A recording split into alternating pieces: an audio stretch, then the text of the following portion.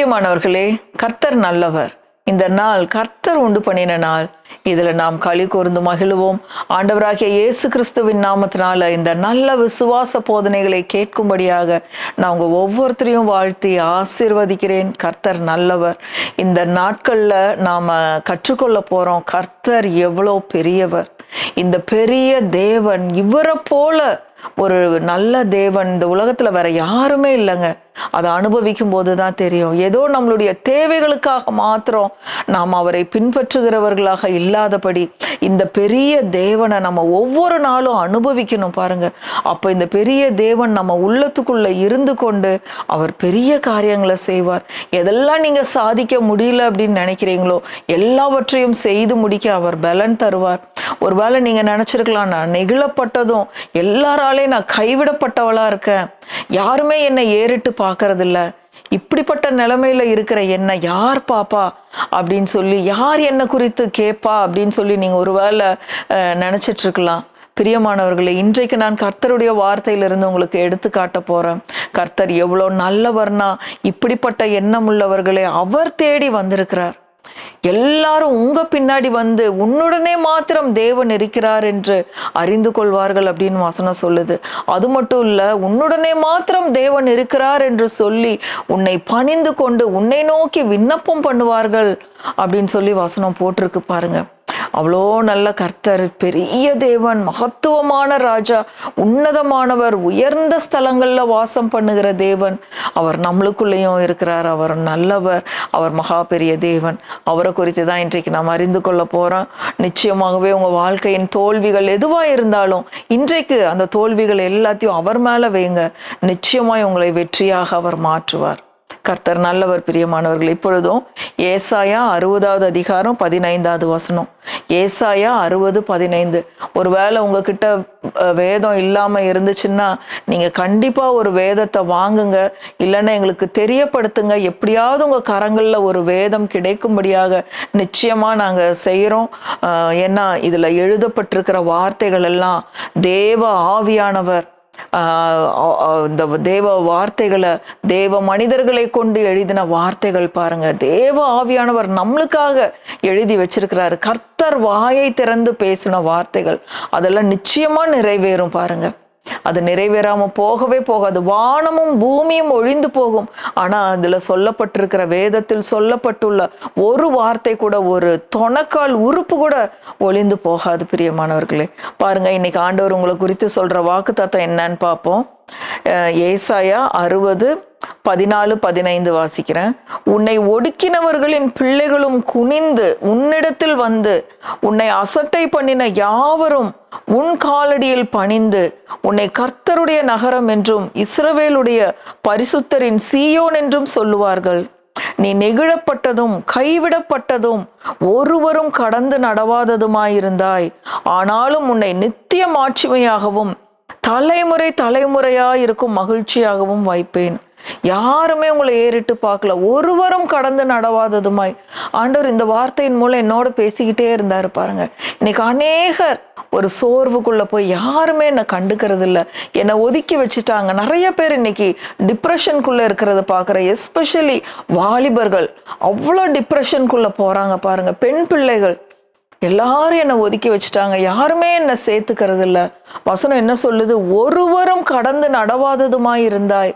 ஆனா கர்த்தர் என்ன சொல்றாரு? ஆனாலும் உன்னை நித்திய மாட்சிமையாகவும் தலைமுறை தலைமுறையாயிருக்கும் மகிழ்ச்சியாகவும் வைப்பேன். ஆண்டவர் இந்த மாதிரி நம்மளை மாத்துவேன்னு சொல்றாரு பாருங்க. யாரெல்லாம் சோர்ந்து போனவர்களா இந்த வார்த்தையை கேட்டுட்டு இருக்கீங்களோ, இன்றைக்கு இந்த மகா பெரிய தேவனை, உங்களுக்காக உயிரை கொடுத்த இரட்சகரை, உங்களுக்காக ரத்தம் சிந்தின இந்த மகா பெரிய இயேசு கிறிஸ்துவை நீங்க உள்ளத்துக்குள்ள ஏற்றுக்கொள்ளும் போது நிச்சயமாகவே, ஆண்டவரே நான் உங்களை விசுவாசிக்கிறேன், உங்களை நம்புறேன், நீங்க எனக்குள்ள இருக்கிறீங்க, என்னை என்னுடைய பாவங்கள் அக்கிரமங்கள் எல்லாவற்றிலிருந்தும் என்னை கழுவி மீட்டெடுத்திருக்கிறீர், எனக்காக நீங்க உயிரை கொடுத்திருக்கீங்கன்னு நான் நம்புறேன், விசுவாசிக்கிறேன்னு நீங்க சொல்லும் போது அவர் உங்க உள்ளத்துக்குள்ள வந்து அவர் வாசம் பண்ணுகிற தேவனா இருக்கிறது மட்டும் இல்ல, உங்களை நித்திய மாட்சிமையாக மாற்றுவேன் அப்படின்னு சொல்றாரு. அது மட்டும் இல்ல, தலைமுறை தலைமுறைக்கும் உங்களை மகிழ்ச்சியா நான் வைப்பேன் அப்படின்னு சொல்றாரு. பாருங்க எவ்வளோ பெரிய தேவன் பாருங்க. அதனாலதான் வசனம் சொல்லுது, முதலாவது தேவனுடைய ராஜ்யத்தையும் அவருடைய நீதியும் தேடுங்கள். தேவனுடைய ராஜ்யம் அப்படின்னா இயேசு கிறிஸ்துவை, தேவனை, இந்த மகா பெரிய தேவனை தேடுறது தான். இந்த தேவனை நான் பெற்றுக்கொள்ளணும், என் இருதயத்துல அவரை நான் ஏற்றுக்கொள்ளணும், அந்த மாதிரி ஒரு வைராக்கியத்தோடு அவரை தேடுறது தான் முதலாவது தேவனுடைய ராஜ்யம். பாருங்க, உலகத்தார் என்ன பண்ணுவாங்கன்னா அநேக காரியங்களை நாடி தேடி ஓடுவாங்க. அதுக்காக நான் வேலை செய்யக்கூடாதா, சம்பாதிக்க கூடாதா? எல்லாமே செய்யலாம். ஆனா முதல்ல தேவனுடைய ராஜ்யம்னா ஆண்டவராகிய இயேசு கிறிஸ்துவை நாம் தேடி அவரை பெற்றிருக்க வேண்டும். அவரை நீங்க தேடும்போது, அவருடைய ராஜ்யம் உங்களுக்குள்ள இருக்கும்போது, இதெல்லாம் நீங்க தேடுற வேலை, பணம், சம்பாத்தியம், வீடு, காரு எல்லாம் இலவசமா நமக்கு கொடுக்கப்படுற கிஃப்ட். பாருங்க, இந்த நாட்கள்ல கர்த்தர் இதை தான் எனக்கு கற்றுக் கொடுத்து வர்றாரு. பாருங்க, ஏன் வாழ்க்கையில ஆசீர்வாதம் இல்லாம அநேக சாபங்கள் நம்ம வாழ்க்கையில அனுபவிச்சுக்கிட்டு இருக்கிறோம், ஏன் கஷ்டங்களை அனுபவிச்சுக்கிட்டு இருக்கிறோம் அப்படின்னா, ஆண்டவர் தெளிவா பேசினாரு. எங்கேயோ ஒரு இடத்துல அவரை தள்ளி விட்டுருக்கீங்க. அதாவது முதல்ல தேவனுடைய ராஜ்யத்தை வைக்காம அநேக காரியங்களை முன்னாடி கொண்டு வர்றது, அநேக காரியங்களை குறித்த கவலை, ஐயோ எனக்கு இது இல்லையே, இப்படி இல்லையே, இது இப்படி இருக்கே, இந்த மாதிரி பலவிதமான உலக கவலைகள் தேவனுடைய வார்த்தையை அது உள்ளுக்குள்ள அமுத்திருது. பாருங்க, அது அடியில போயிருது, கனி கொடுக்க முடியாம அது அப்படியே போயிருது. வார்த்தை அப்படியே இருக்கு, ஆனா ஒரு வார்த்தையும் வீணாய் போகாது, வெறுமையாய் திரும்பாது. அதனாலதான் கர்த்தர் தம்முடைய வார்த்தையை திரும்பவுமா நம்மை நோக்கி அனுப்பி கொண்டே இருக்கிறார். பிரியமானவர்களே, இன்றைக்கு ஆண்டவரே நான் உங்களை தேடுறேன், உங்களை முன்னாடி வைக்கிறேன் அப்படின்னு சொல்லும்போது உங்களோட வாழ்க்கையில அப்படி பட்டு போன காரியங்கள் எல்லாம் துளிர்க்கிறத நீங்க நிச்சயமா பார்ப்பீங்க. பிரியமானவர்களே, பாருங்க, சங்கீதம் 113:7-8 வசனம் எடுங்களேன். சங்கீதம் 113:7-8. அவர் சிறியவனை புழுதியிலிருந்து தூக்கி விடுகிறார், எளியவனை குப்பையிலிருந்து உயர்த்துகிறார். யாருங்க இந்த மாதிரி செய்ய முடியும்? சிறியவனை யாராவது கண்டுக்குவாங்களா? இப்போ நீங்க சர்ச்சுக்கு போறீங்க, ஒன்றும் இல்லாத பேசாத இருக்கீங்க அப்படின்னா ஒரு சிலர் உங்களை தேடி வருவாங்க. பெரும்பாலும் எல்லாம் நெக்லெக்ட் பண்ணிட்டு போயிடுவாங்க. எந்த இடத்துலையும் சிறியவனை புழுதியிலிருந்து தூக்கி விடுகிறார், எளியவனை குப்பையிலிருந்து உயர்த்துகிறார். குப்பையில கிடக்கிறவங்கள அவர் தூக்கி எடுக்கிற தேவனாயிருக்கிறார். அவர் மகா பெரிய தேவன். பாருங்க, அடுத்தது எடுக்கிறது மட்டும் இல்ல, குப்பையிலிருந்தும் புழுதியிலிருந்தும் தூக்கி எடுக்கிறது மட்டும் இல்ல, அவர் என்ன செய்ய போறாராம், அவனை பிரபுக்களோடும் தமது ஜனத்தின் அதிபதிகளோடும் உட்கார பண்ணுகிறார். பிரபுக்களோடு ஹையர் ஸ்டேட்டஸ்ல அவர் உட்கார வைக்கிற தேவனாயிருக்கிறார். பிரியமானவர்களே, அவர் இப்படிப்பட்ட தேவன் தான். பாருங்க, அடுத்தது இன்னொரு முக்கியமான வசனத்தை படிக்க போறோம். சங்கீதம் அந்த 113 பாருங்க, அவர் எப்படிப்பட்டவர், எவ்வளோ பெரியவர்னு அதே சங்கீதத்துல 1 வசனத்துல இருந்து வாசிக்கிறோம். சங்கீதம் 113. அல்லேலுயா, கர்த்தருடைய ஊழியக்காரரே துதியுங்கள், கர்த்தருடைய நாமத்தை துதியுங்கள். இந்த வார்த்தையை கேட்கும் போது நீங்க அவரை துதிங்க. ஆண்டவரே நான் உங்களை துதிக்கிறேன், உங்களை ஏற்றுக்கொள்றேன், உங்களை விசுவாசிக்கிறேன் சொல்லுங்க. இது முதல் என்றென்றைக்கும், 2வது வசனம், இது முதல் என்றென்றைக்கும் கர்த்தருடைய நாமம் ஸ்தோத்திரிக்கப்பட கடவது. சூரியன் உதிக்கும் திசை தொடங்கி அது அஸ்தமிக்கும் திசை மட்டும் கர்த்தருடைய நாமம் துதிக்கப்படுவதாக. கர்த்தர் எல்லா ஜாதிகள் மேலும் உயர்ந்தவர், அவருடைய மகிமை வானங்களுக்கு மேலானது. அவர் எல்லா ஜாதிகள் மேலும் உயர்ந்தவர், அவர் பெரியவர்.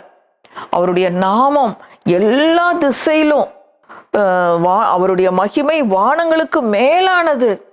உன்னதங்களில் வாசம் பண்ணுகிற நம்முடைய தேவனாகிய கர்த்தருக்கு சமானமானவர் யார்? பாருங்க, இந்த தேவனை இவ்வளோ பெரியவர் அப்படின்னு சொல்லி மகிமைப்படுத்தும் போது அவர் நம்மளுக்குள்ள வந்து பெரிய காரியங்களை செய்யறாருன்னு நம்ம சொல்றோம் இல்ல, எப்படிப்பட்ட காரியங்களை செய்ய போறாரு அப்படிங்கிறத பாருங்க. ஏசாயா 45:14 பாருங்க. ஏசாயா 45:13-14 வாசிக்கிறேன் பாருங்க. நான் நீதியின்படி அவனை எழுப்பினேன், அவன் வழிகளை எல்லாம் செவ்வைப்படுத்துவேன். நீங்க நினைக்கலாம், என்னோட வழி எல்லாம் எப்படி இருக்கு, எல்லாம் மோசமா இருக்கு, அதனால தானே சோர்வு வருது, நான் செய்யறது ஒண்ணுமே எனக்கு வாய்க்கிறது இல்லை, எல்லாம் எங்கேயோ பொத்தலான பையில போட்ட மாதிரி இருக்கு, நான் சம்பாதிக்கிறேன் ஒன்னையுமே அனுபவிக்க முடியறது இல்லை. இன்னும் எவ்வளோ சோர்வுகள் வருது பாருங்க. அவன் வழிகளை எல்லாம் செவ்வைப்படுத்துவேன். ஏசாயா 45:13. அவன் என் நகரத்தை கட்டி சிறைப்பட்டு போன என்னுடையவர்களை கிரயம் இல்லாமலும் பரிதானம் இல்லாமலும் விடுதலையாக்குவான் என்று சேனைகளின் கர்த்தர் சொல்லுகிறார். அடுத்தது பாருங்க, ரொம்ப முக்கியமான வசனம் 14. எகிப்தின் சம்பாத்தியமும் எத்தியோப்பியாவின் வர்த்தக லாபமும் நெடிய ஆட்களாகிய சபேயரின் வர்த்தக லாபமும் உன்னிடத்திற்கு தாண்டி வந்து உன்னுடையதாகும். அவர்கள் உன் பின்னே சென்று விலங்கிடப்பட்டு நடந்து வந்து உன்னுடனே மாத்திரம் தேவன் இருக்கிறார் என்றும் அவரை அல்லாமல் வேறே தேவன் இல்லை என்றும் சொல்லி உன்னை பணிந்து கொண்டு உன்னை நோக்கி விண்ணப்பம் பண்ணுவார்கள் என்று கர்த்தர் சொல்லுகிறார். பாருங்க, முன்னாடி வசனம் நம்ம வாஸ்தோம். என்னன்னு வாஸ்தோம்? நீ ஒருவரும் கடந்து நடவாததுமா இருந்தா எல்லாரும் உன்னை அசட்டை பண்ணினாங்க. அப்படி இருந்தவங்களை பார்த்து கர்த்தர் என்ன சொல்றாரு? எகிப்தின் சம்பாத்தியம், எத்தியோப்பியாவின் வர்த்தக லாபம், நெடிய ஆட்களாகிய சபேரின் வர்த்தக லாபம், எல்லா லாபமும் உங்களை தேடி வரும். எப்போ?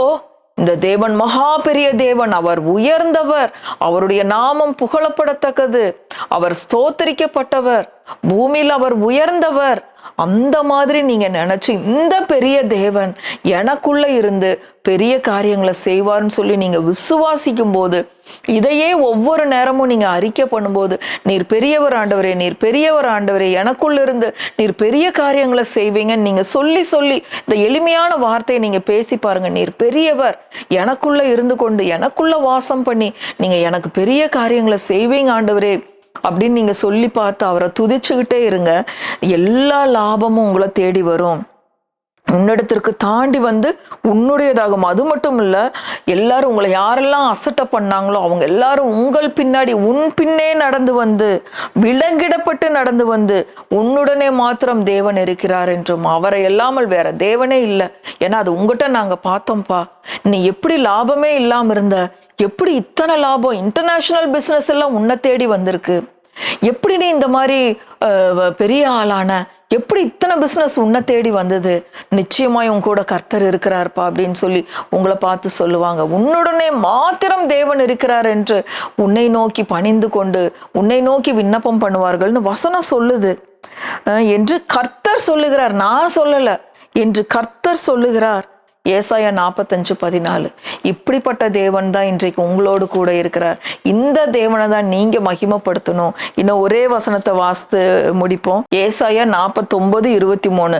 ராஜாக்கள் உன்னை வளர்க்கும் தந்தைகளும் அவர்களுடைய நாயகிகள் உன் கை தாய்களுமாயிருப்பார்கள். தரையிலே முகங்குப்புற விழுந்து உன்னை பணிந்து உன் கால்களின் தூளை நக்குவார்கள். நான் கர்த்தர், எனக்கு காத்திருக்கிறவர்கள் வெட்கப்படுவதில்லை என்பதை அப்பொழுது அறிந்து கொள்ளுவாய். வசனம் என்ன சொல்லுதுன்னா, எல்லாரும் உங்ககிட்ட வருவாங்கப்பா, நீ இதுக்கு தானே சோர்ந்து போயிருந்த, எல்லாரும் என்னை விட்டு போயிட்டாங்க, என் கூட யாருமே இல்லை, எனக்கு எல்லாமே தோல்விதான் தானே நீங்க சோர்ந்து இருந்தீங்க. அதனால இன்றைக்கு இந்த தேவனை ஏற்றுக்கொள்ளுங்க.